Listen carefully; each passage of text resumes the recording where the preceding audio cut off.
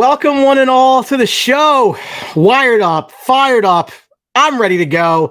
BlueTruth, New York Rangers talk with Brian Attard, powered by the Sports Box Network. Like and follow on Facebook and Twitter. Thank you for that's not it. There we go. Joe Danza, one more week. I hate the stupid StreamYard thing. Anyway, like and follow on Facebook and Twitter. Thank you for those who have joined the live stream. If you're watching the YouTube replay, thank you for that as well. Go ahead and hit that subscribe button. Maybe you'll join the live stream one of these episodes if you have the time.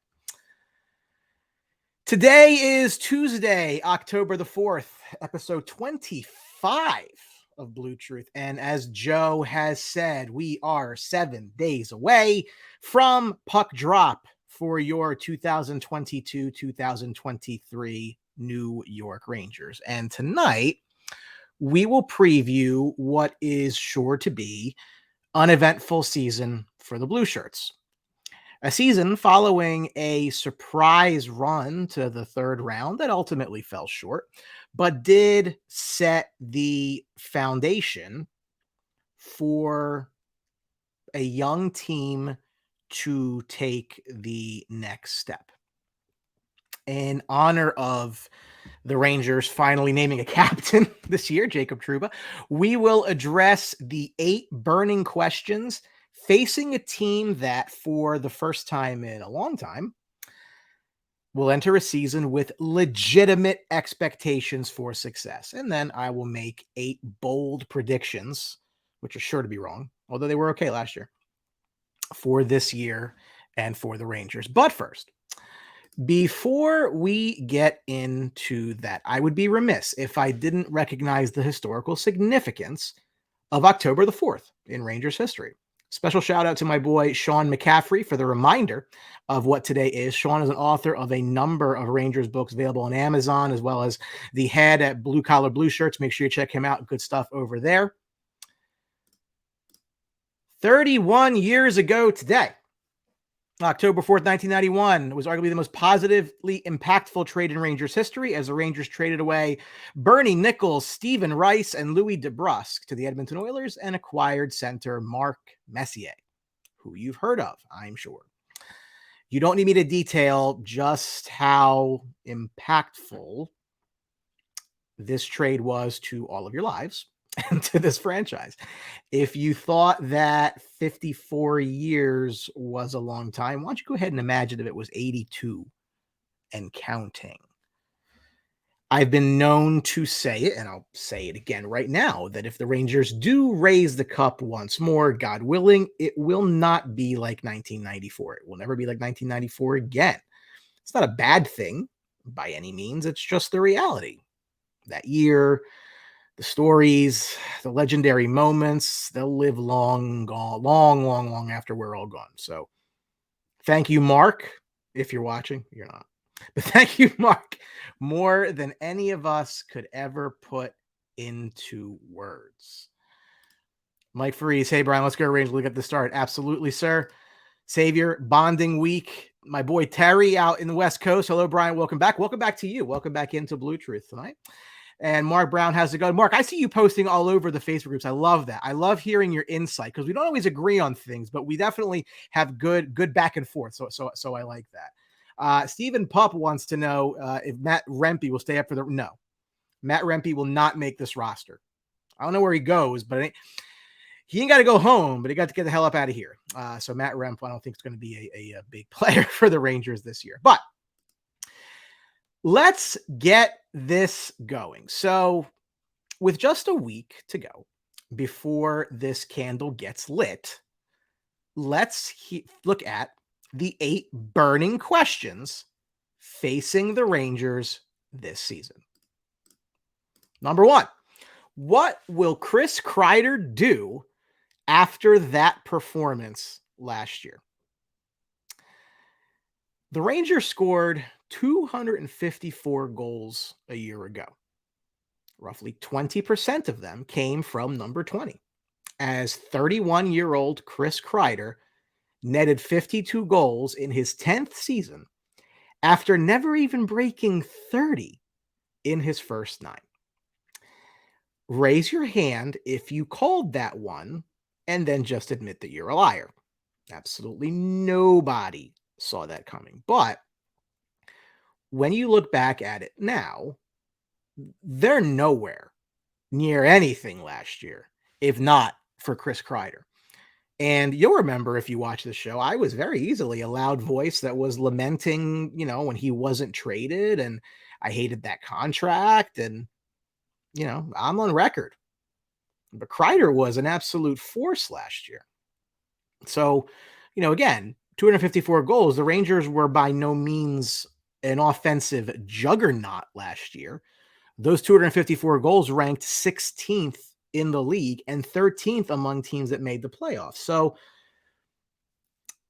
the question here is twofold. For one, can Chris Kreider replicate that performance? 52 goals. I do not think he can. I would love to see it, as would all of you.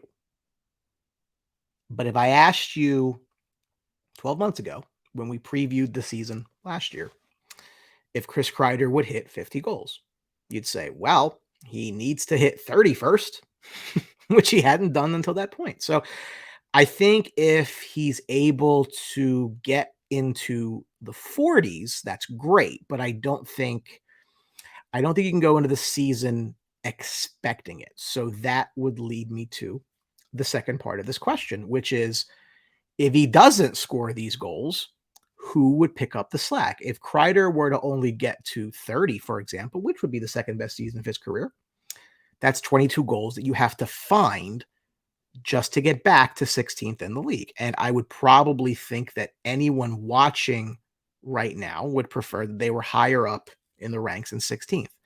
I'm sure Igor Shesterkin would, at the very least. Peter, brother, how are you? Mess, we share the same birthday, same year. Happy birthday to you, Peter. Oh, that's never mind. We share the same birthday. Never mind. I read that wrong. My Red Bull's worn off from earlier today. Mark Brown calling for 31 goals. Peter says, sorry, Brian, that's a bargain contract. I said the day that he signed and still is. You're looking on the right side of that one for sure. Joe Danzo, give me 40 goals, 20 in the power play, and I'll be happy. Well, Joe, 40 is less than 52, right? So that would lead me into burning question number 2. Will the kids be able to take that next step? And for the Rangers, the term quote unquote kids gets thrown around a lot when it comes to the Rangers, because there's so many important young players. We easily forget that Adam Fox is only 24. Heedle's only 23, and even Ryan Lindgren is only 24. We forget, because these guys have been such integral parts of the Rangers now for a number of years, that they just feel like they're older than they really are. But we really need to keep this very real here. For this team to take the next step that most of the world and everyone here, I would say, thinks that they're going to need sizable contributions from the young players on the roster. And that starts, frankly, with the 3 top 9 picks that will be in the team's top 9 this year. Alexei Lafreniere, first overall in 2020. Kaapo Kakko, second overall in 2019. And Vitaly Kravtsov, 9th overall in 2018. For all of the talk about how this team is very reliant on their veteran core up front, and then they are. Zibanejad, Kreider, Panarin, especially on the power play, they are very reliant on the top end of their roster. They're really not going to go anywhere near this team's ultimate ceiling without jumps jumps. I don't mean minor jumps. I mean leaps from these three players. Alexis Lafreniere last year put up 19 goals and 12 assists. That's 31 points in 79 games. And to be fair, he did that in pretty limited ice time.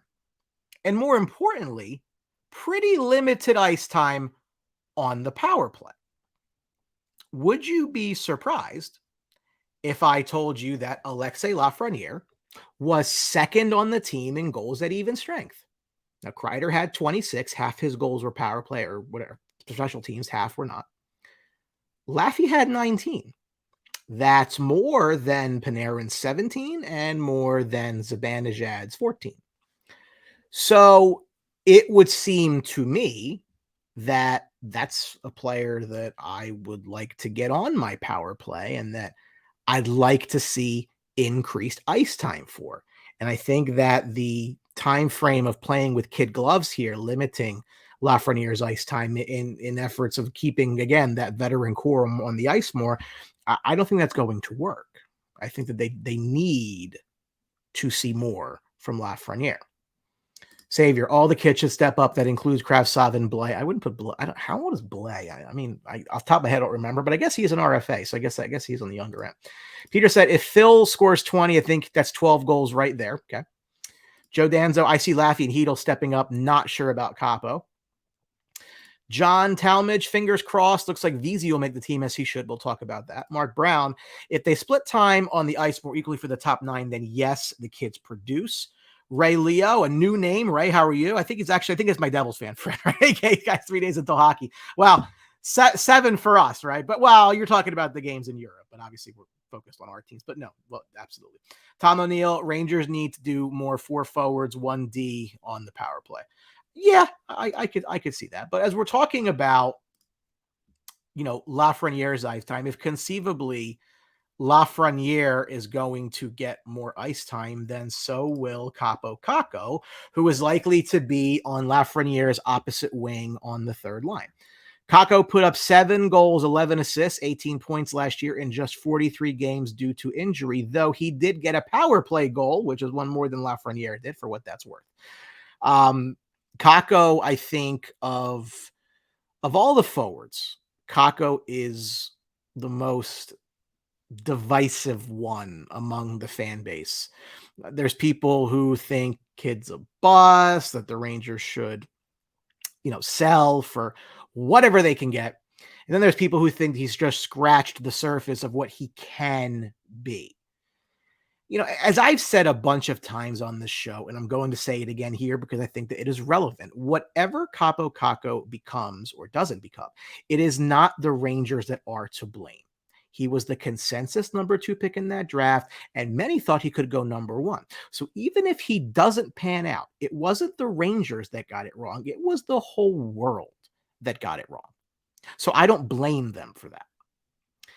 I'm in the camp that Capo Caco is 21 years old, and I think that the risk is higher that the people who are writing him off are more wrong than they are right. Now, I'm not going to say that there's a 100% chance that Caco will realize whatever it is he's going to be while he's in New York. In fact, at the moment, my gut tells me that at the end of the 2-year deal that he signed in the offseason will be his last contract in New York. I think the cap's going to be an issue. That's a future discussion. But this is a big year for him.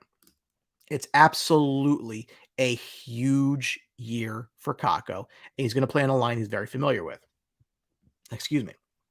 Peter, I see Kravtsov playing point in the second power play unit.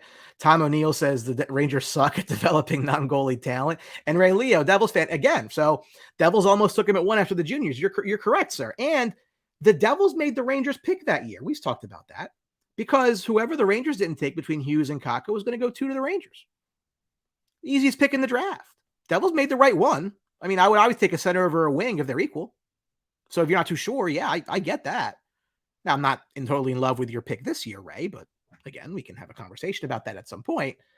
The Rangers Devils obviously made the right pick, and had I had the option, I would have obviously preferred Hughes.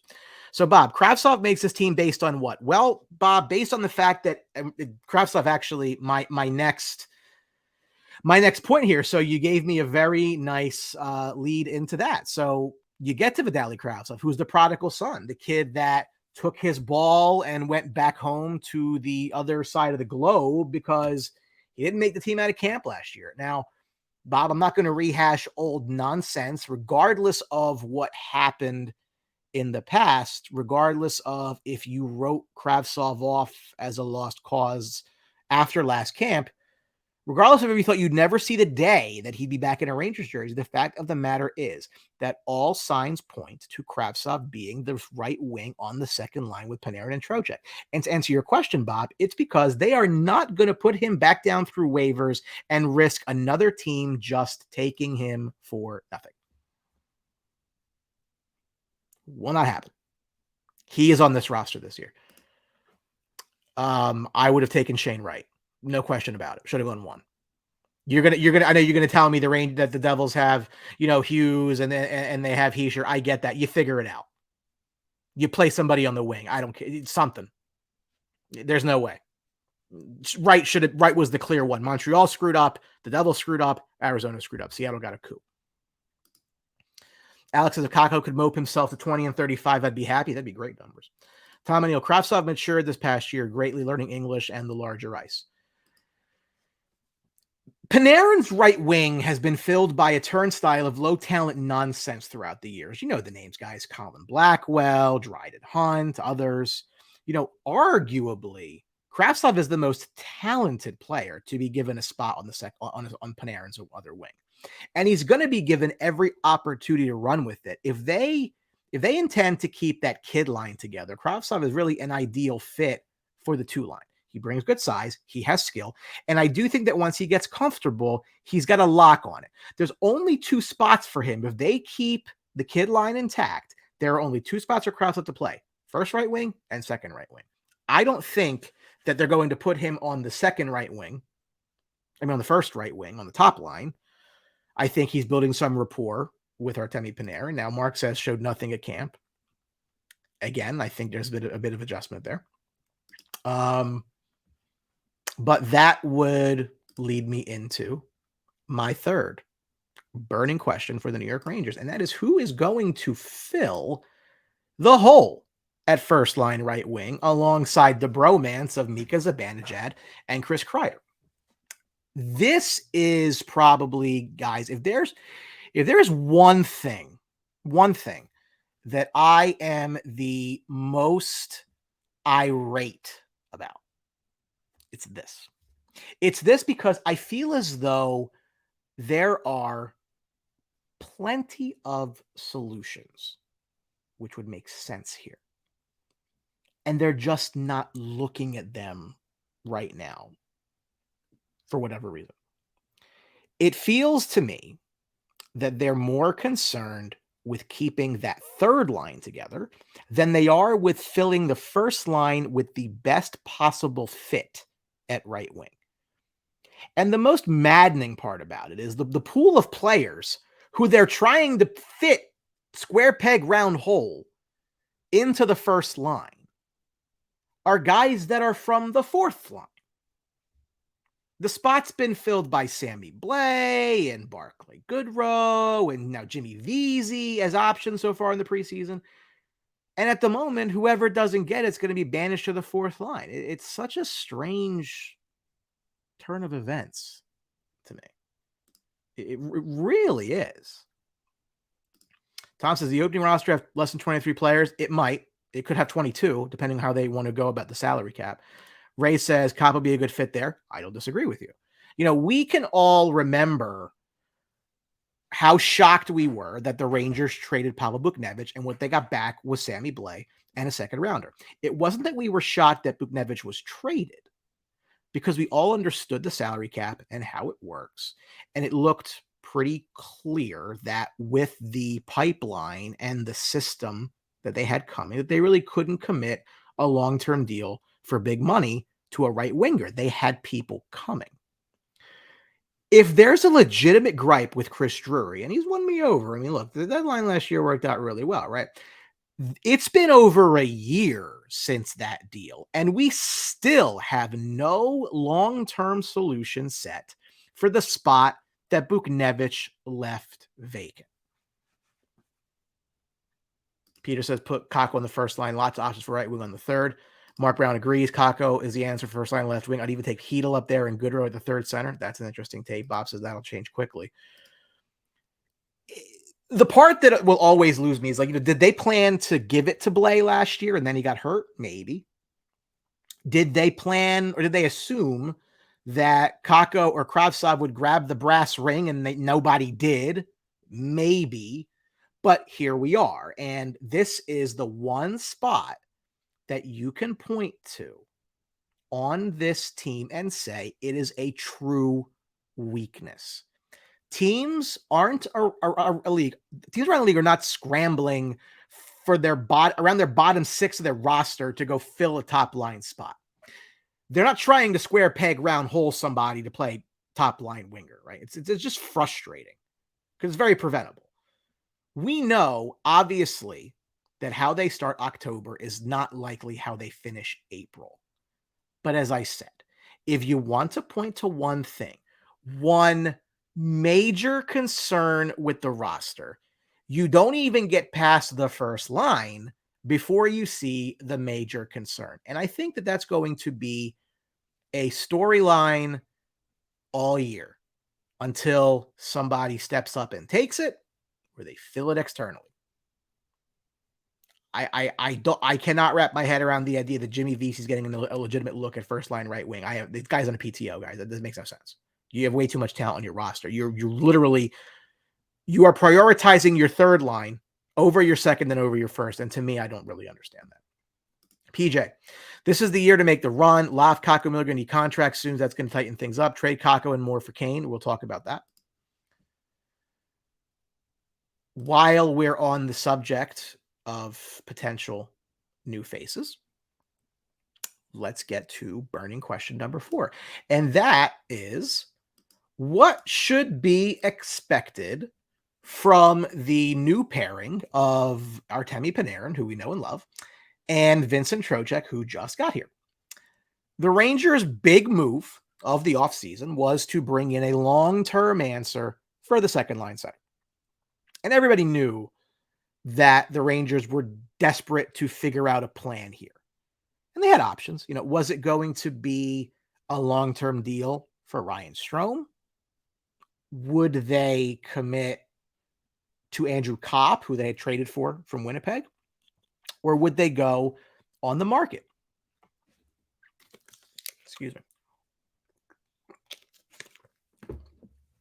Plenty of Ranger fans, a lot of this audience included, never really felt that warm and fuzzy feeling about giving Ryan Strome a long-term deal.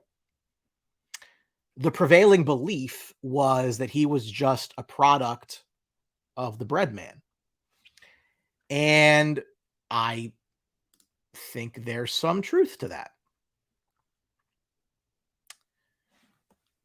When, to Strome's credit, when he wasn't missing wide open nets at inopportune times, he played well here for long stretches. But I think that in both cases, Ryan Strome and Andrew Kopp, it was a money thing. If the dollars came in where the Rangers were comfortable, could have been a fit. But if they wanted to be paid market price, that the Rangers would just go out into the market and pay market price to someone else. The Rangers finally put this issue. Now, again, they still have the hole on the top line, but at least they addressed this. They finally put the issue to bed with a 7-year deal just shy of $40 million for Vincent Trocheck. Now, Trocheck checks off a lot of boxes for the Rangers. But the primary one that this group is going to like is the fact that he is a career 52.1% faceoff guy. And in his last 3 years in Carolina, he was close to 55%. You'd be like, that seems pretty good, Brian. What was Strome? Great question. Here's the answer. For comparison's sake, Strome was a career 45.3% faceoff guy. Sizable difference. 30 assists for the third time in his career a year ago. I'm a fan of Trocheck for a number of reasons, and I think he will fit in nicely. But let's also not minimize that they took their primary divisional competitor's number 2 center from them. So not only do you help your own team, but you take a chunk out of Carolina as well. I'm good with this. If you look at the contract, yes, there is a no movement clause, but it is only for the first 3 years. Read into that what you wish as far as time frames that this team has. The question is, how will Panarin do with a new center? Comments coming in. Justin Fry. Hey, Brian Attard. Hey, Justin, how are you, man? Thanks for watching the show. Ray, it's going to take a few works before they gel, but the expectation for those two is as high as they should be. I would agree with that. Tom O'Neill expects red lights, goal songs, and happiness. Sign me up for that, bud. I'll take 2 of those on the rocks. Barzal just signed 8 years, $9.1 million a year. Last 3 years, equal production to Strome, as we posted on the BlueTruth page today. PJ, the Islanders are an abject disaster, and you have to overpay anyone to show up there and stay. So that's why they're paying him that. It's not good for the league, though. But I agree with you. Barzal going to be a good player. It's their best player. It's a lot of money. Ray thought for sure you're going to pull a Tavares. He should have. Joe Danzo, Trocheck will put more in the net with Panarin. Amazing passes. I guess if you have some concern, the only concern to me is, Brett appeared real tight with Strome on a personal level. So, that's never ideal. But other than that, I think this will only help Panarin. Having someone far competent in the face-off circle should lead to some better possession time off of those draws, especially in the offensive zone. Panarin drives plays. We would produce with anybody, maybe even me. He's produced with that laundry list of garbage on the right wing that we detailed. So I think having an improved player passing him the puck should help him nicely. You would also think that Trocheck is going to get some time on the power play, right? Because he's going to fill in Strome's spot. 100%. We'll talk about it, but 100%. Sign me up for that too, Justin. So if Trocheck replaces Strome on the power play, that leads me to my 5th burning question. Can the Rangers rely on a lethal power play again? The Rangers were absolute killers on the power play last year. One of only 4 teams in the league to convert on over 25% of their chances. They were dominant on the man advantage. And a lot of that can be traced to Adam Fox's unreal ability at the blue line and Chris Kreider's net front presence and elite deflecting skill right in front. This was the Rangers' bread and butter. They had 55 goals on the power play last year. That was 22% of their total. It was a major weapon, but they relied on it heavily. And this was one of the talking points in the playoffs, because when the calls weren't as easy to get, they had fewer opportunities. It was a problem for them. As great as the power play was last year, and I expect it to be good, just as good again, if not better, adding a guy like Trocheck, hopefully also getting some time for the kids, should be a huge strength. But they need to be better at 5-on-5. They need to be able to put the puck in the net at even strength. They need to be generally better at 5-on-5, period. But they need to get more of their offense going at 5-on-5. If they can get another 20 goals at evens, keep that same power play strength with that goaltending, they're really going to be very, very good. PJ, it's easy for Brett to love Trocheck when he scores on empty nets instead of it's true. Tom says, don't sell yourself short. I played in my younger years. Sure, my knees right now would not really help me that much, but brings me to burning question number 6, and that is, what does Igor Shesterkin do for an encore. What's he got up his sleeve? 36 wins, 2.07 goals against average, a 935 save percentage, 6 shutouts, and just for shits and giggles, the Vezina Trophy in his first real full season. What do you do to top that? We are so spoiled. We are so spoiled to go from 15 years of Henrik Lundqvist now to Igor Shesterkin. In a similar way as they relied on that power play that we just talked about, they also relied on Igor Shesterkin's greatness. You don't ever, the Rock means ever, apologize for your goalie being the best in the world, but we've all seen this movie before. Henrik Lundqvist took far less talented Rangers teams on his back to the conference finals, to the Stanley Cup finals, but he fell short of the big one. Those teams relied on Hank's greatness so much, but that is why they ultimately failed. He couldn't do it on his own. What we have to learn from that experience is that we just can't take it for granted. Yes, Shesty is a goalie who can take you all the way on his back, but it would sure be a hell of a lot easier for everybody if they didn't make him try to do that. I think Igor gets like 60 plus games this year, barring injury. Adding Yaroslav Halak, good addition. I like it, cost effective, cheaper than Georgiev was, but the heartbeat of this team is their goaltender. I think we see more of him this year. Having played the full year last year, he'll be able to play more because he's got more time and experience under his belt. Justin, brick wall. Unbelievable. Unbelievable. You think back to games last year, how he won them for them. But that's what I'm saying is you have this great advantage. Like you really need to like build around him. Don't waste it. I say all the time, we go back and we look on the Lundqvist years. I look back with regret because think of just the wasted opportunity. They could have won multiple cups. That's what you look back on. You feel terrible for him, but you just look back and like, you had it. You had everything. You had that great advantage you did not maximize. So that's what I hope that is learned here. And I think Drury gets it. We're going to talk about that. But you have to support your goaltender. He cannot be the reason that you get to where you get to. Peter said that's why the coach wants to keep the kids together at 5-on-5. I can get behind that. Ray says what I wouldn't give to give a goal like that right now. I mean, Devils are that is a problem for them. You know, I'm not a Vanacek guy, but they got to fit. I mean, Blackwood, I don't know. Your guess is as good as mine. PJ does Benoit Lair is a god. It's true. But when you give him great basis to work with, he really can do something.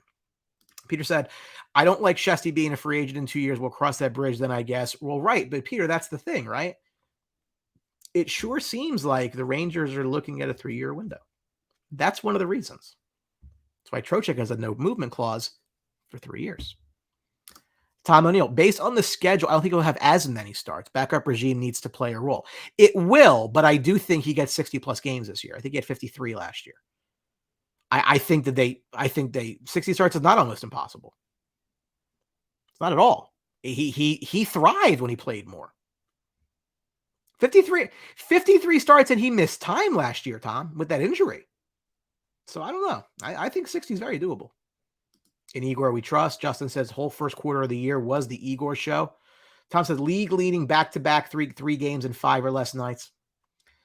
I'm telling you, I think they're going to take the. I mean, crazy to say this, a training wheels off of a goaltender, but I think they're going to use him more. Again, he played 53 with the time missed with injury, so I think he'll be okay. John, how are you? Welcome aboard. Ray said Brodeur did 60 plus starts for years. He did, and that's what an elite goalie can do. So. Again, the Rangers have this wonderful, supreme advantage against the rest of the league, a truly elite goaltender. It would be criminal if they did not do everything in their power to help him. And one thing you can do to help him is have a good defense. Question number 7. How good can the Rangers defense be? If I could choose one word to describe this Rangers defensive group, the word that I would choose would be young. Very young.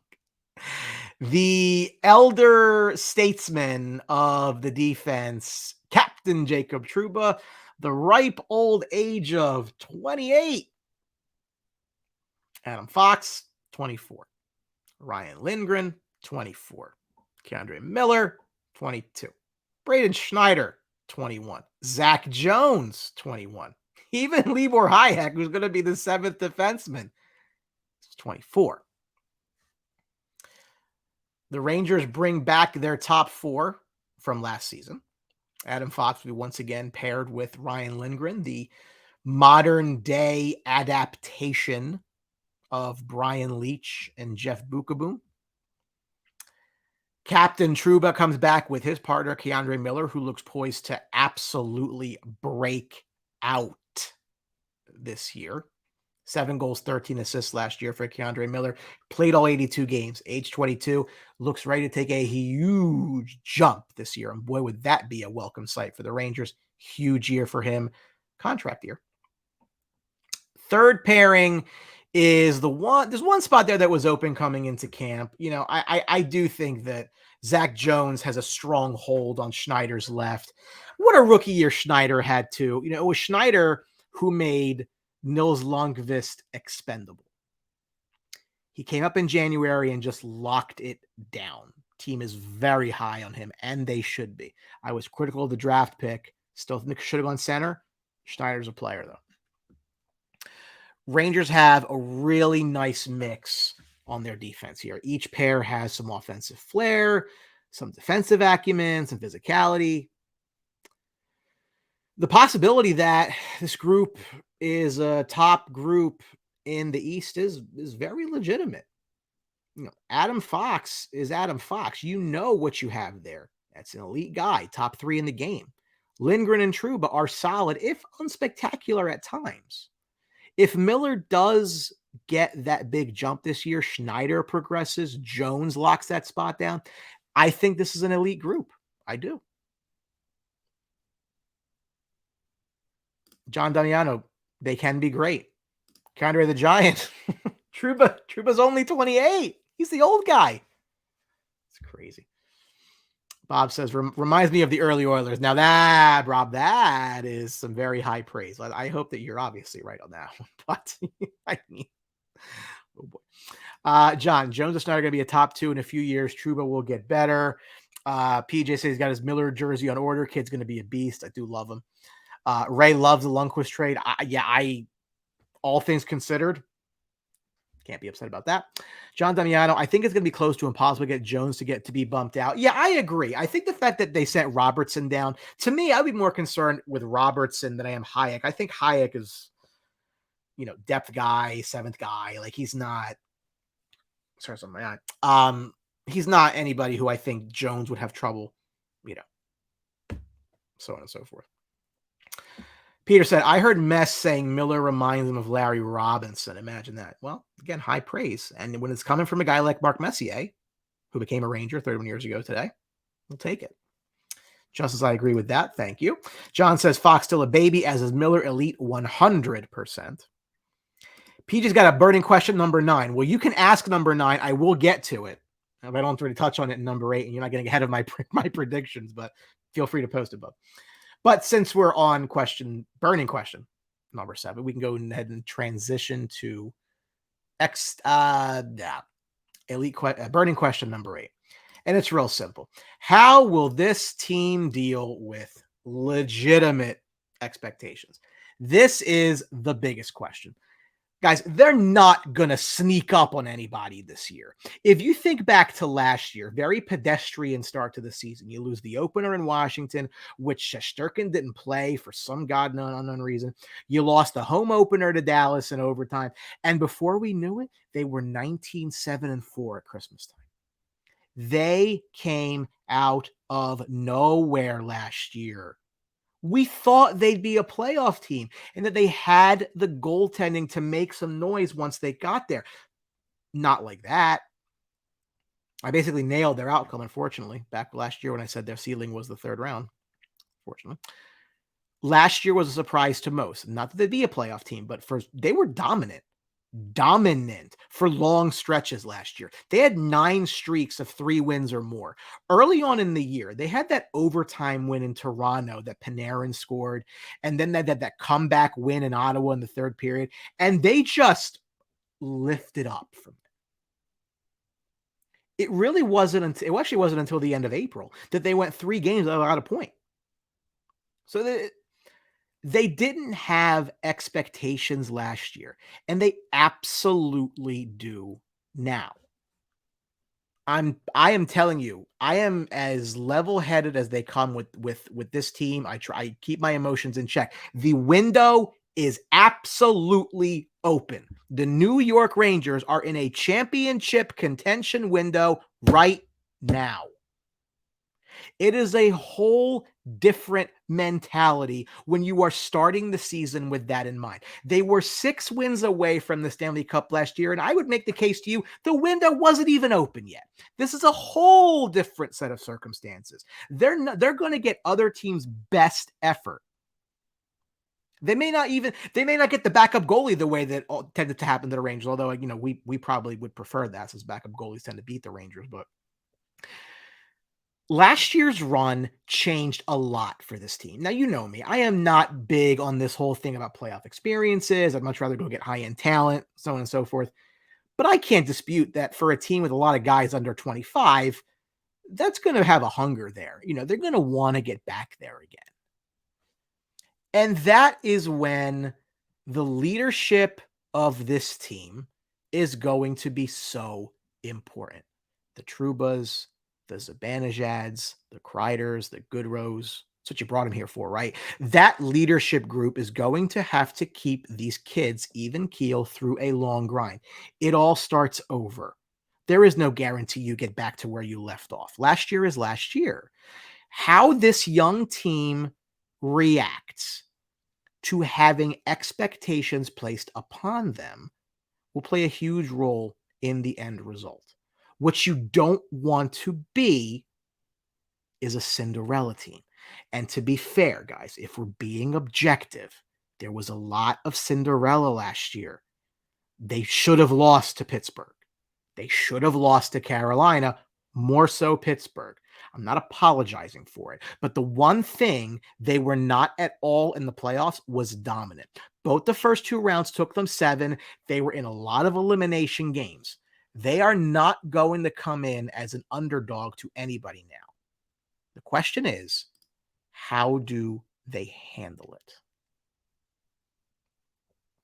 Going back to some of these comments here. Kevin, do they have to upgrade again the deadline for depth on defense? One injury away from Hayek being an everyday player is not good. They could get a depth guy there. I think that they like their 6. I said for a couple weeks now, if not now, when for a guy like Zach Jones, I think he's got that spot. I think they want to give him that spot. I think he's earned it. So I think for me, you can see some depth moves later on, but I think that they like their core. Justin, I mentioned about that. We cannot expect Crowder to score 50 goals again. Keep your eye out because I have some predictions coming up. John said kids have to take a big step. Yes, if that happens, they're Series Cup contenders. 3-year window. Yep. That's exactly where I am on it right now. Ray, maybe they worry you early, but the Rangers have expectations every year. I don't see them having a problem handling it, especially with the veterans they have. Well, I hope that you're right, but again, that's where leadership comes in, because now these young kids went on that run and then they hit the reset button. You don't restart the level where you left off. So I think that's important. Justin, we need Kakko and Lav to produce like 1 and 2 overall players for them to win the cup. Yeah, but they had to give them the opportunities. Now, PJ said, when is the meetup for Rangers Islanders at Borelli? I did not forget that. I didn't forget that. Man, if I went in there and tried to do a podcast, it'd probably throw things at me. I really would love to do it, though. That'd be really funny. I got to find out where the hell I live in South Jersey. Listen, I am not opposed to doing it. Don't get me wrong. At least going there and just yelling at people. That's fine. Bunch of losers, that team. Joe Danza, with Gallant behind the bench, I see them being better. Well, there are some people. Look, I talk to a lot of guys in Rangerdom. Jim Schmiedeberg, good friend of mine. They do Blue Shirt Underground, him and Eddie Geik. you need to be watching Lucha Underground. I love those guys. They got a meetup coming up in New York at a viewing party for the Stars game at the end of October. I plan to be there in case you're looking to be there. Those guys are fantastic. Jim's not a huge fan of the coach. And I see why. I mean, again, we just had a discussion about how they're trying to square peg round hole first line right wing to keep these other two lines in check. I don't like that. So there's definitely some concerns for me, for sure. Kako a huge part as laugh. You are right, but they won those series, so it's huge experience that they gained. No, I hear you. What did we say though in the playoffs, John? When you play 7-game series, it takes. Tampa Bay was fresh. Now I know the Rangers won up to two games in the conference finals, but the Rangers were gassed at the end. I mean, they just fell apart because you can't play all that hockey. Those were knockdown, drag out series, long, and you're constantly up against it in elimination games. Can't do it.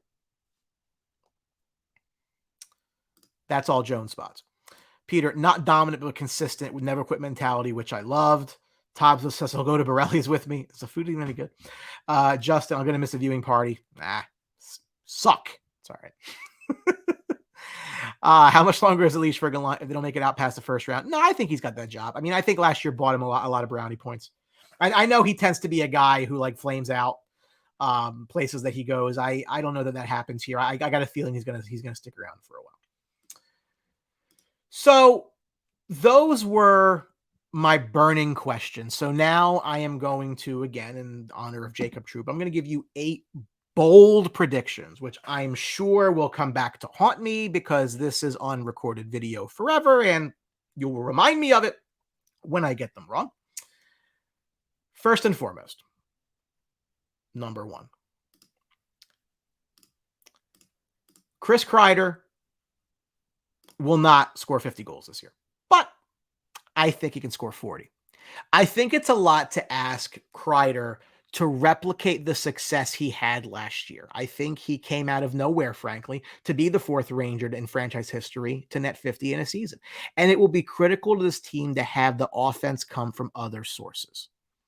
But having said that, the way Kreider has solidified his role in front of the net, especially on the power play, deflections, rebounds, he'll have a good enough showing just from that I think he'll get to 40 this year. There's too much talent on the power play for him not to get the opportunities, and I think he's going to end up getting 40. So I think somebody asked me, what about Kreider? What about Kreider? That's my call. Chris Kreider will not get 50 again. Be great if he did. I don't see it, but he will score 40. Just as I hope he gets to 40. That would be great. John says, no way. 40, yes. Easy. All he has to do is put the stick on his ice to score 40. He's learned that. Huge weapon on the power play. He is just as important as Adam Fox is. And those two, make music together. Toyon, brother, how are you? We've been live for almost an hour. You missed it. It's okay. You can go back and watch. It's all good stuff. I promise. I would never lie to you. Bold prediction. Number 2. Artemi Panarin will break his career high in goals and his career high in points. 32 goals, 96 points. The way last year went, you would never think that Panarin set a career high in points last year. All the talk of how it felt like a down year and this and that, and he set a career high in points. I think his playoff performance left a very bad taste in his mouth. I know, yes, he had the Game 7 winner. I was there. It was wonderful. What a moment to be there live. I'll never forget it.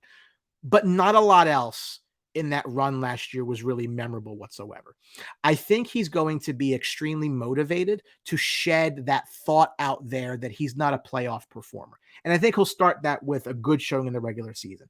I think adding a guy like Trocheck, a guy who's been above 50% on faceoffs his career, that should lead to some more offensive chances. So I'm excited to see Panarin get rejuvenated, get fired up. I think it's going to be a great year for Panarin. I think that he goes and breaks his own records. Peter says Kreider can have the best 3 years of his career ahead of him. I guess that's possible, as long as he stays healthy. It's true. Some people want him to stop the leg kick. Some want him back. So there you go. Kevin's calling Kravtsov for the Calder 25 goals. I mean, that would be very helpful. Bob says Trocheck has a huge impact on the team offensively and on the power play. I agree. I think he's better than Strome. I think he's better than Strome. I was never a Strome guy, right? But I love we've complained about face-offs in this fan base for as long as I can remember. I am 38 years old, at least since I was 18, if not longer. Never had a face-off guy. So I think that Trocheck's a huge addition just for that. And I'm fine with the contract. I agree. Gallant's perfect for him. Toljan, way too many secondary assists for Panarin. Yeah, but I think he's going to shoot more. I think he's going to snipe more. That goal against New Jersey, snipe in the preseason. I think that bodes well. So yeah, 100-point season, more than 96. I'd love to see 100, but 97 or more. I'll put it at that for sure. John says Trocheck will be huge. May not realize how big of a move that was. I thought it was great. And honestly, I think if you really think back on it, I think that the contract was okay. I mean, I don't think he's here the whole 7 years, but it's okay. I was fine with the cap number coming in under 6. Bold prediction number 3. This is going to be the last year for Philip Hedl in New York. I don't see any way that the Rangers can sign him after this year. Now, it's entirely also possible that he's part of a trade at some point. I think he'll be here through the year, but not after that. The kid line in general, it feels to me, though, as though it's not going to last past this year. Anyway, Lafreniere will get moved up at some point. Too much talent on the third line anyway. I just think it's the end for Hedl. I think he prices himself out of New York. He takes a sweetheart deal to stay, maybe, but I doubt it. The cap is not going up for a few more years. It's going to be a problem for the Rangers for at least one of those years. They are likely to not be able to keep a few guys that they would have otherwise liked to keep. Buchnevich was one. Hedl will be another. But if nothing else, the Rangers now have 8 years of commitment to Mika Zibanejad and 7 years of commitment to Vincent Trocheck on the books. They may not see all 8 and they may not see all 7, but we know they'll see the front end of those deals. For a guy like Philip Hedl, his ceiling on this team is the third line center. It's very hard to pay a third line center the kind of money Hedl's going to want. I'm just kind of following the tea leaves here. I don't think there's a spot for him. So who knows? He'll be an RFA. They own his rights. So, I mean, that could be a trade for sure. Carl Hagelin-esque. But I think that writing's on the wall. And it's going to leave a hole at center, right? Don't get me wrong. I think maybe they end up putting Goodrow there next season. But I think that he's going to want money that I don't think the Rangers are going to be in a position to give him. So that's just my thought there. Bold prediction. Comment coming in. Barzal's contract ups the price on Hedl to a point. Not comparable players, but to a point. I mean, Hedl's not a $9 million guy, but I think that, he becomes an asking for basically what Trocheck got, or even in the 5s, 4s. I just don't think you have the money for it, which stinks, but that's reality. I have a cap's the cap. Bold prediction number 4. This is a good one. K'Andre Miller is going to absolutely explode this year. He showed flashes last year, but everything just points to a huge year for K'Andre Miller. Now, that's going to be a bit of an issue for the Rangers in the offseason because he's due a contract, but he is poised to take a massive step forward. And that's going to be a big reason for Rangers' success this year. As he and Braden Schneider continue to mature, that defense group is going to route into form, be a huge driver for them. As excited as you are, and you should be, about Lafreniere and Kakko and Kravtsov taking steps, this should be right up there. Very, very bullish on K'Andre Miller this season. It's going to be, I'll tell you something right now. He may even stamp his spot and maybe get up on the first pair instead of Lindgren, unless Fox just loves Lindgren. I mean, I love what I see from K'Andre Miller. Great size, skates well, he's taking more shots. Love it. Like that. That's such a great weapon to have. My concern the whole time was that he might be the one they can't afford to keep. I hope that I am wrong. I hope they find a way. Could be a bridge deal until the cap goes up. That's what I'm hoping. Kid is going to be an absolute stud. Love him. Bold prediction number 5. Igor Shesterkin and Adam Fox will once again be nominated for the Vezina and the Norris, respectively. Shesterkin will win. Fox will not. And the difference to me here is that as far as the Norris goes, I don't see anyone other than Cale Makar taking that hardware home for a long time. Fox is going to annually be in that conversation, but I think Makar is a step ahead. And he'll stay there on such a ridiculously deep and talented Colorado team, who just happened, by the way, to win the whole goddamn thing last year. Igor's numbers are actually more impressive to me because the Rangers are generally below average at 5-on-5. So a guy like Vasilevsky gets more help from the Lightning in front of him than Igor does. He is the backbone of this team. They will only go as far as he will take them. And yes, they need to be better in front of him. But it's his award to lose. He is the best goalie in the world. And I say that knowing how good Andrei Vasilevsky is. This is not a shot at Vasilevsky whatsoever. He beat us last year. Igor's better. Justin Key also skates like a flash. Miller's stick work in the D zone is very underappreciated. Lindgren will be the one to go. Sad to see it. That's will be the one who wanted to go. Ray says, don't sleep on Roman Josi. Nashville's not good. And that's why I will sleep on Roman Josi, because unfortunately he's not going to get the credit because Nashville's not going to be very good. John says, nominated, yes, Fox won't. Makar is a generational player who owned the league for years. Stud. Stud. Garth Patrick, Sportsbox co-host, who will be on the show tomorrow night, which we'll talk about the NHL season preview. Big Lightning fan. I got Makar winning at Fox's runner-up, but I hope Moritz Seider is in the convo. Big fan of that kid. You know, Garth, I was very, I don't want to use the word judgmental, right? But I didn't like that pick for Detroit. Stevie Weiss stuck it right up my ass because he looks great. This looks great. I mean, and I don't know why I decide I'm not going to trust Yzerman. The proof's in the pudding.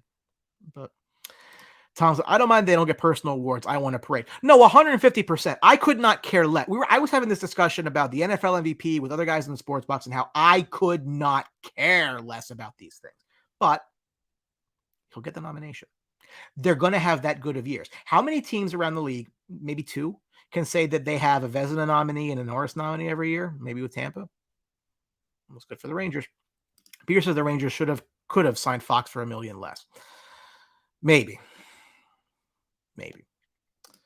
Didn't do it though. Bold prediction number 6. You're gonna like this one. Patrick Kane is going to be traded to the New York Rangers at the deadline. If last year taught you anything, it's that Chris Drury is not going to be shy. The Rangers window is open, and you only get so many legitimate shots at a Stanley Cup. We all know this. We need to come to terms with the idea that not all of these kids that they drafted are going to end up being here longer term. We are starting to see this now. We just saw it with Nils Lundqvist. The roster only holds so many people.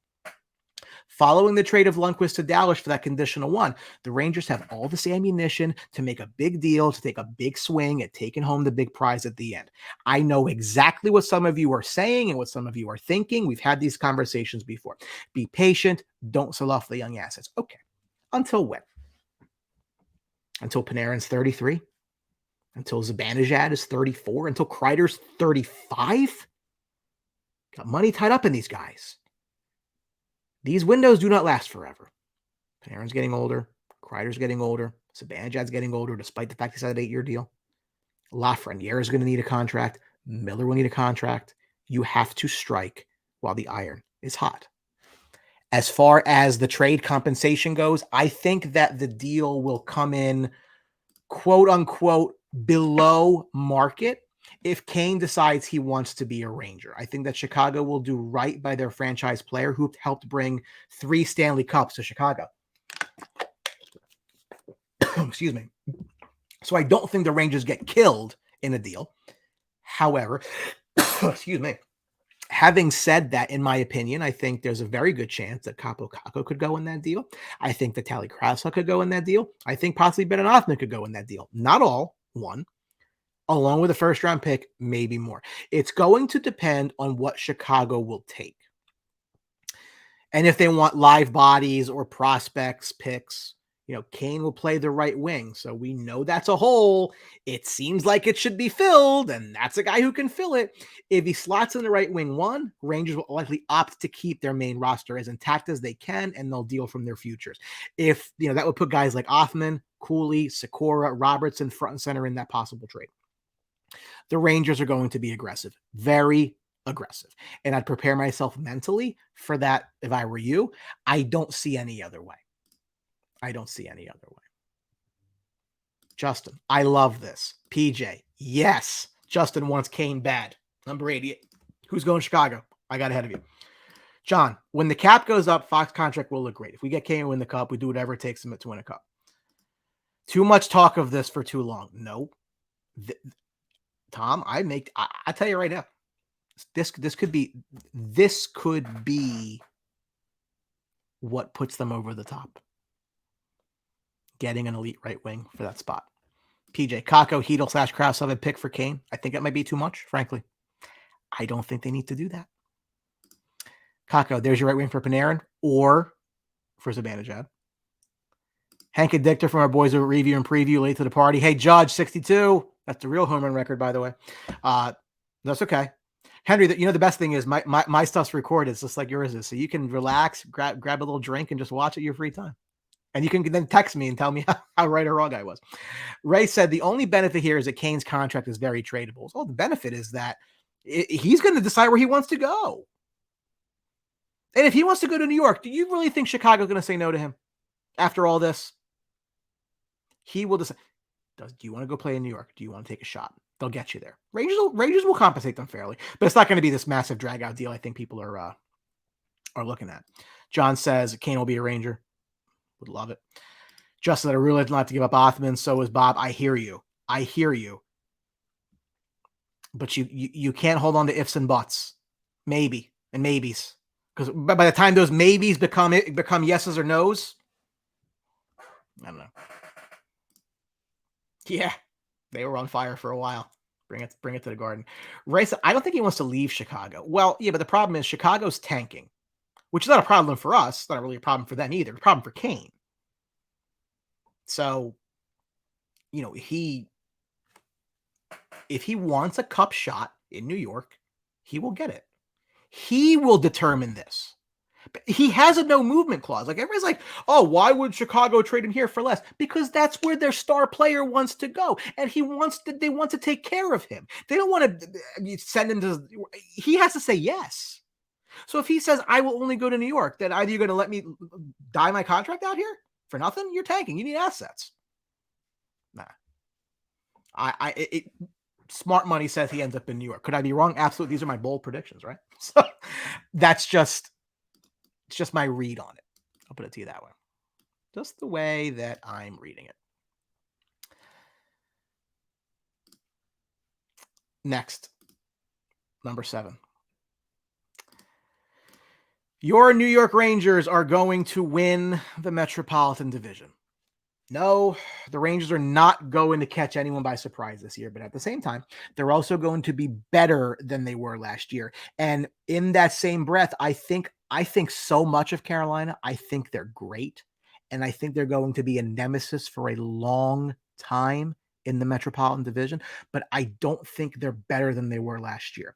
Partially due to the loss of Vincent Trocheck, but also I don't know if Brent Burns at age 37 is going to replicate the offensive numbers that Tony Giangelo had there last year. Trocheck looks to have been replaced by Paul Stastny, who's 36. So the Canes have added some really high-numbered age guys this offseason. I think the Rangers are better. I think Carolina's very good. I love Sebastian Aho. I love Andrei Svechnikov. But I think the Rangers have gotten better, and I think Carolina is maybe flat to a little bit down. So I think that leads to the Rangers ending up with the top spot in the Metro. I think it's their division to lose. Don't think the Flyers will do well. So I've called that team right for 15 years. They're going to be bad. Rangers can win the division if the goaltending falls right. Justin agrees. Ray also says Canes have a 1-year window, questionable goaltending. I would agree with that as well. I would much rather have Igor than whoever the hell they're going to throw in goal. If Cock and Laff score 30 each, they win the division. I think that's a high number to ask for Kakko. I think for Lafreniere, it's in the ballpark. But I think that they can.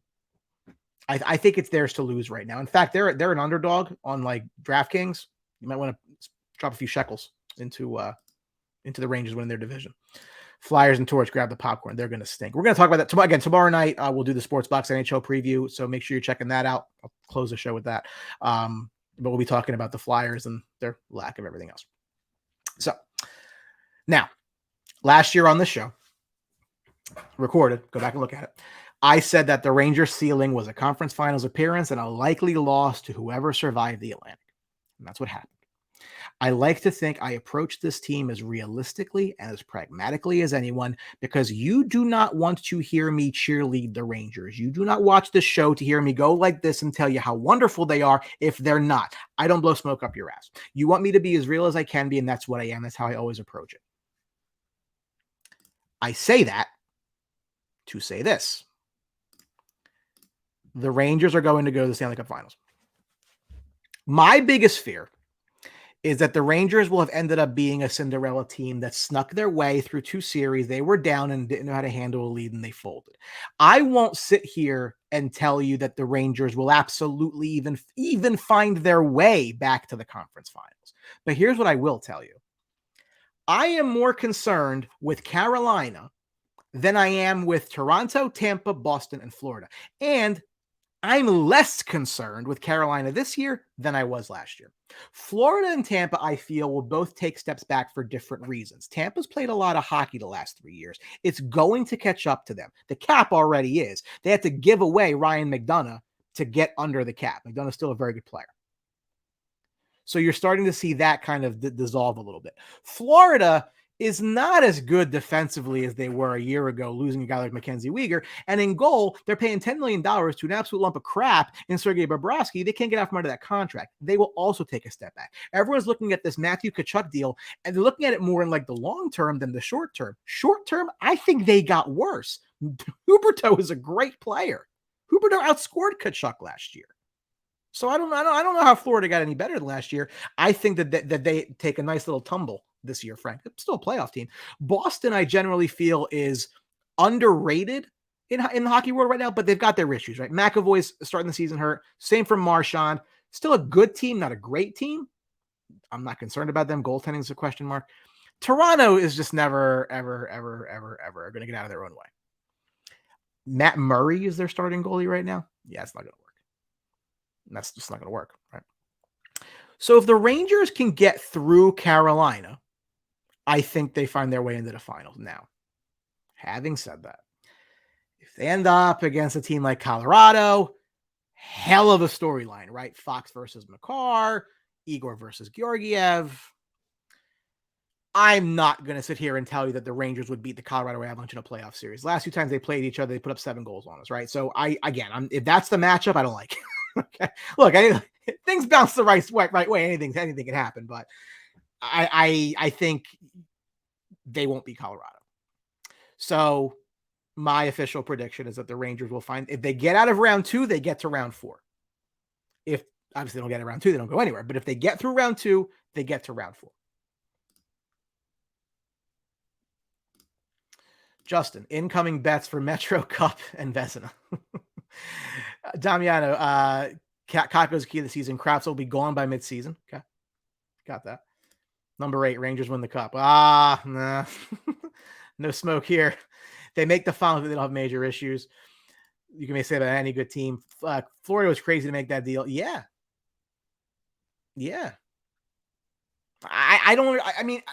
Well, here's what they weren't crazy, John. They're crazy because Huberdeau was getting up there in age and Tkachuk's a lot younger. I see that part of it. But if you're Florida, like, you don't really have like that many years. Like your window is still kind of short. So I don't like it for them.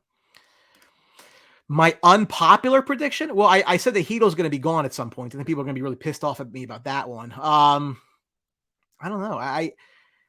Guys, look, this is This is a very good hockey team. And I expect that between now and the deadline, Drury will fill the holes that are needed. And I expect them to be aggressive in doing so.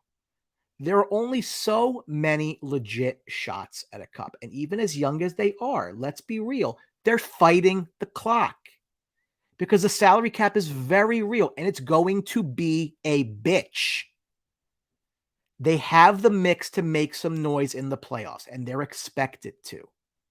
And that is a big difference.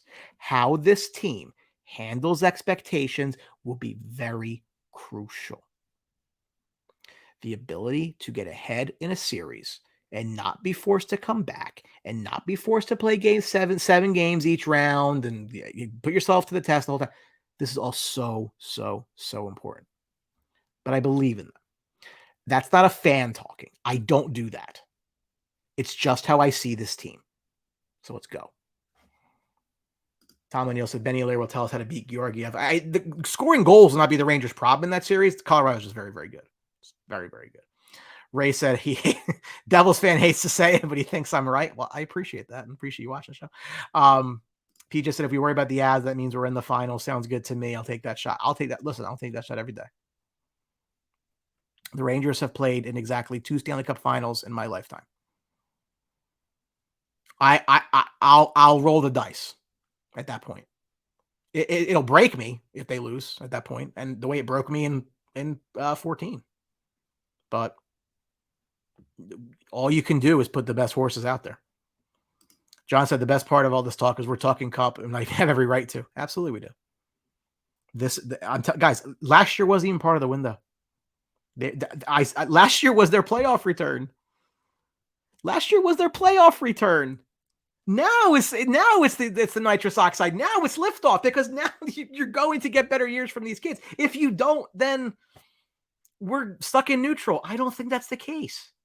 I'm not one of these guys who's going to sit here and tell you Kakko is going to bust and Lafreniere is going to bust. This guy's going to bust. How many teams can say they have Adam Fox and Igor Shesterkin? What a base that is. And their defense is so much better than people give it credit for. Top six has good talent in their top 6. I mean, minus the spot they need to fill.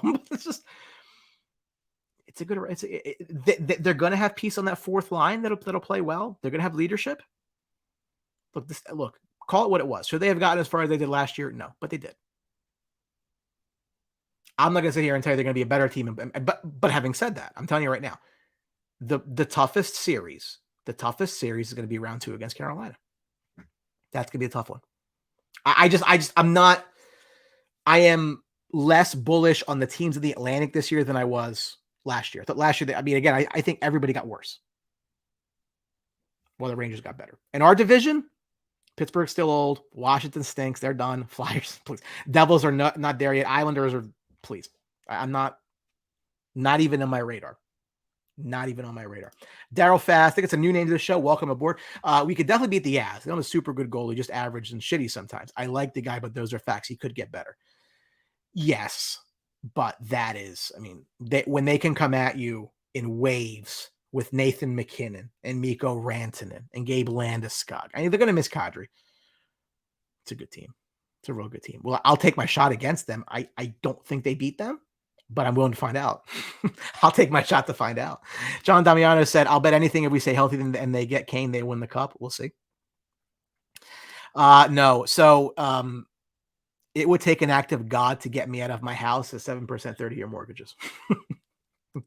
My mortgage is like 18 years left at like 2.5. Absolutely not. I'll be buried here at this rate. Justin, 2014 hurt so bad. You know what it is, Justin? It's because like they had it. They were up in game 1, they lost. They were up in game 2 and they lost. And that's where the cracks started showing. That's where the cracks started showing because they didn't do enough to put something around Henrik. He just couldn't do it. Whoever that is, agree. Thank you. Facebook user, I appreciate that. John says exactly last year was not the window at all. The next 3 years of their window, as you said, 150%.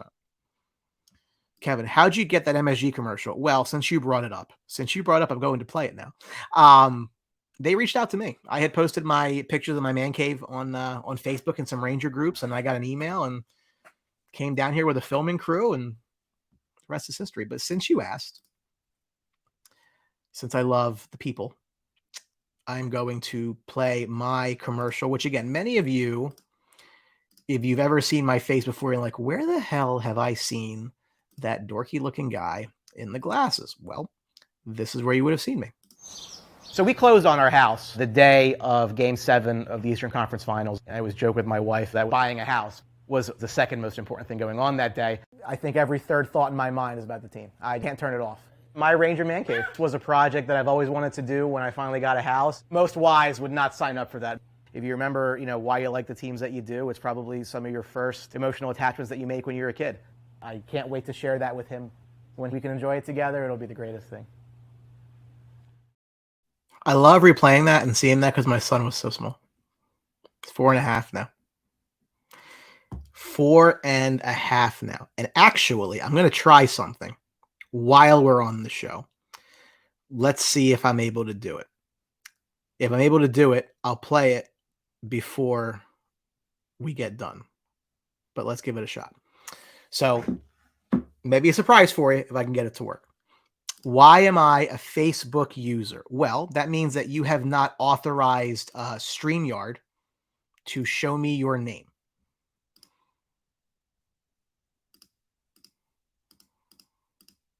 So I can tell you.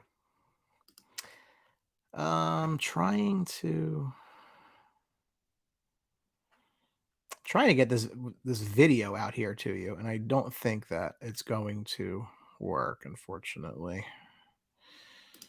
Well, that's annoying. Let me try something. I'm just going to try something here, guys. We'll see if it works, because I think it'll be funny, and I think you'll appreciate it since we're talking about this.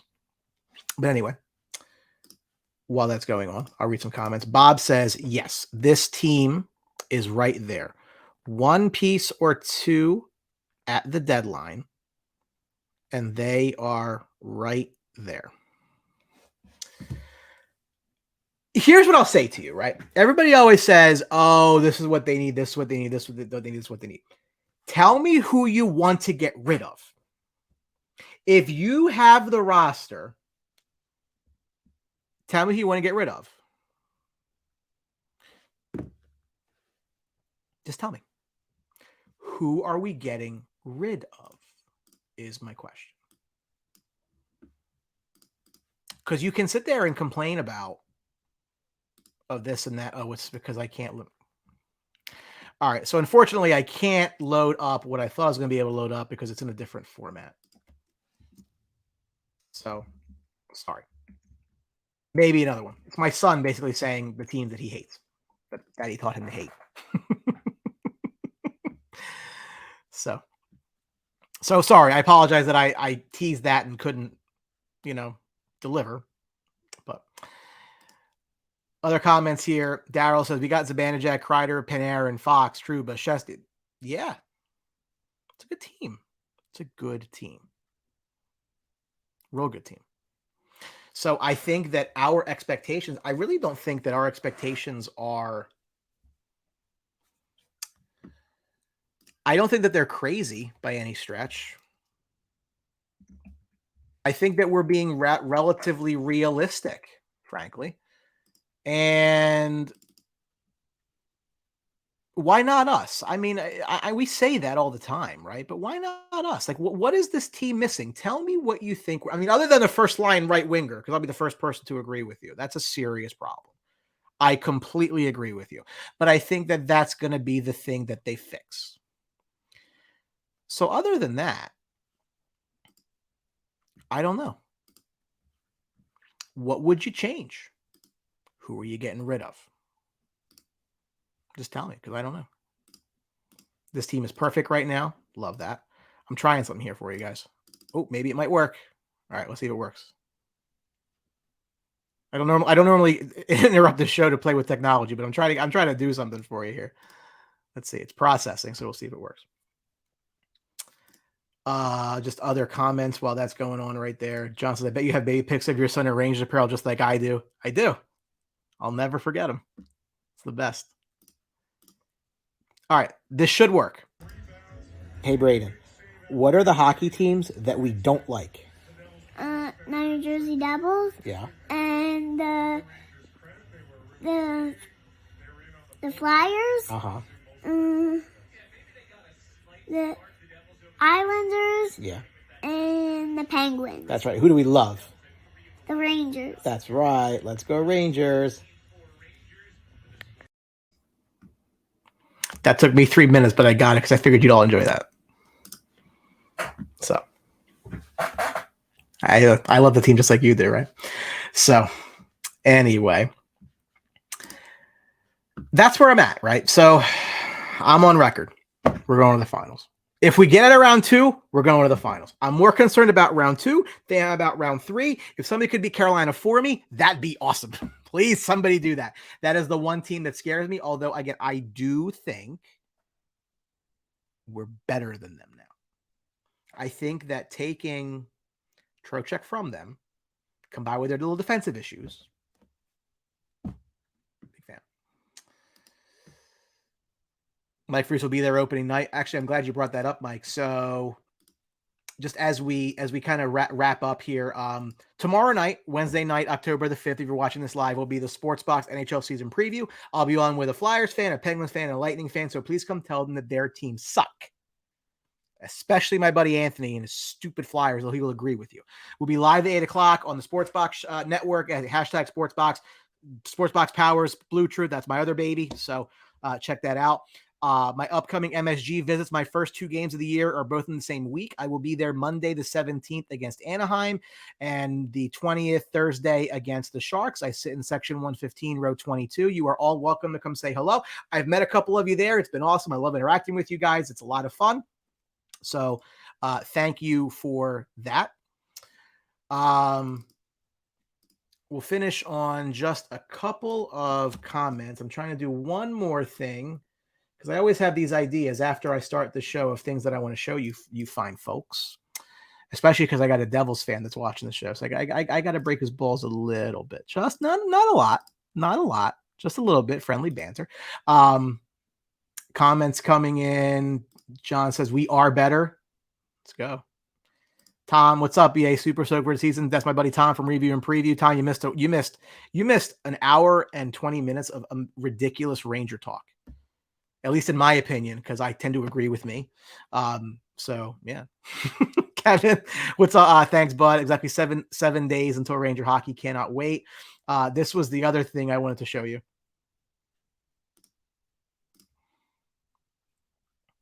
That's pretty much where we are. So my wife was like, "You really gonna make a meme out of your son, huh?" I'm like, "Yeah, why not? Why not?" Ray said, "Hey man, telling to talk hockey for an hour and 20 is a good time." Right, you've been a good sport. Thank you for watching. I appreciate and I do enjoy getting the perspective from rival fans, because when you say to me, "I hate it, but I think you're right," I appreciate that, because that's true. You hate the fact that you agree. That's an honest opinion. I appreciate that. If I didn't think the Rangers were good enough to go to the finals, I wouldn't say that. Last year, I said their ceiling absolutely would be the 3rd round, because I don't think they're good enough to get past those teams in the Atlantic last year. Big change. You have your kids getting better.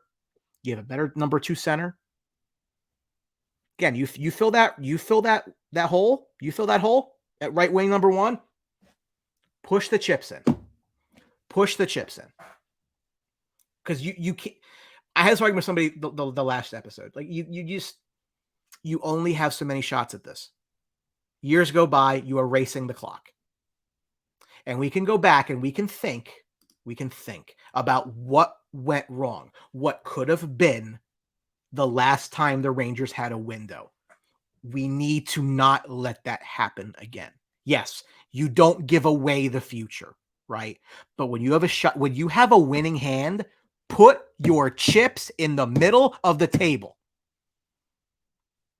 You cannot possibly wait around for maybes 5 years from now, because your made hands, your Panarins and your Zibanejads and your Kreiders, you are going to waste them. Don't do it. And I think Drury's the right guy for the job. I was skeptical at first. He won me over. So in closing this evening, thank you all for watching. I am reminded of one of my favorite sports/movie quotes from one of my favorite movies of all time, which was Miracle, of course. Herb Brooks said, "Great moments are born from great opportunity." And the Rangers have a great opportunity for the next couple of years. And it's up to them to go out there and take it. Am I calling for a cup this year? No. Would I love it? You better believe so. But the window is now open. If you take nothing else from this hour and a half that we've been talking together, the window is now open. And they need to aggressively go after the 5th championship in the not illustrious history of this hockey team. Comments coming in. If you had one shot, one opportunity, would you take it? I do love 8 Mile. Bob says, only a shot or two. Pittsburgh is realizing it's gone. John Damiano, Kane, all the chips are in and all in for a cup. It's rare to have a chance. Gabriel Harper, new name. Let's go Rangers. Good luck to your Mets. I hope they beat the Phillies. I'm not a Phillies guy, although I am a Yankee fan. John said, love talking to Rangers, bro. Hey, I love interacting with you. A lot of fun. PG, I'll figure it out. Maybe. Maybe I'll think about it. Daryl, thank you for the kind words. I appreciate that. Justin, yeah, man. I don't know if I would survive a Ranger Stanley Cup. I think I would go on a bender. Like, I don't know if I'd make it, but that's okay. If you're going to go out, it's one hell of a way to go out. Right. So again, thank you all for watching, spending your night with me. I appreciate that more than you know. I have a blast doing this. It is so much fun. Again, if you're seeing me for the first time, like and follow BlueTruth on Facebook, Twitter. I'll probably make an Instagram at some point. We're on YouTube. If you're watching the YouTube replay, thank you for that. Give me a like on the show, subscribe to the channel. Thank you for making BlueTruth a part of your Rangers fandom. And I cannot wait to share this upcoming ride with all of you. So again, thank you everyone for watching. And let's go Rangers.